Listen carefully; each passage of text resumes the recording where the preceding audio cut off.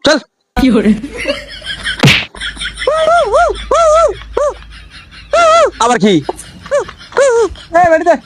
বাসা বাসা নিয়ে খেয়ে গেছে এই ভাই আপনি মেডিটেশন তো কিসের মেডি এর মারতেছেন কেন এটা কি আরে গেম খেলতেছি আচ্ছা সবকিছু গুছায় রাখছো গরুগুলোর খাবার দিয়ে আসছো না ঠিক আছে কি hore কি হচ্ছে